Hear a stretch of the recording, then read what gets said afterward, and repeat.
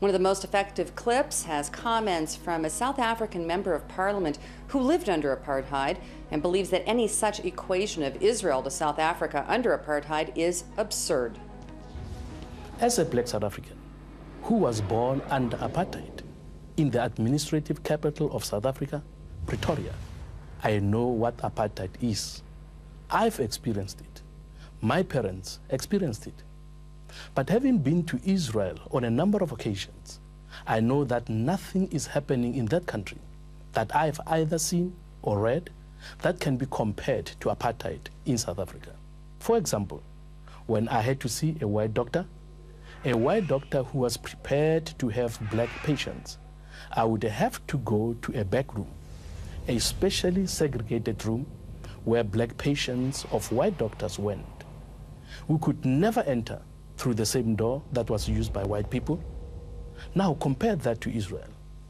A few years ago, a black pastor friend of mine went to Israel where he had an accident and had to be hospitalized. When he came back to South Africa, he said to as many people as he could that the people who are talking about apartheid in Israel are talking nonsense. When I was in that hospital in Israel, he tells people, on my right was sleeping a Jew, and on my left was a Palestinian Muslim. And in between that Palestinian Muslim and that Jew was this black South African.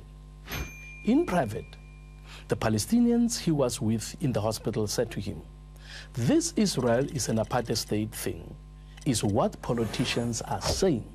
It is not what we are experiencing on the ground." We all need to recognize that those who say that what is happening in Israel is like apartheid South Africa are minimizing the suffering that black South Africans endured. They are taking the sting out of the pain that we suffered in South Africa.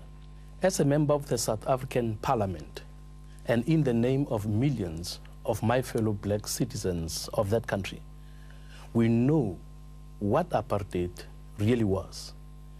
And I therefore ask those in the United States, Europe, and anywhere else in the world who charge Israel with practicing apartheid to please stop doing so.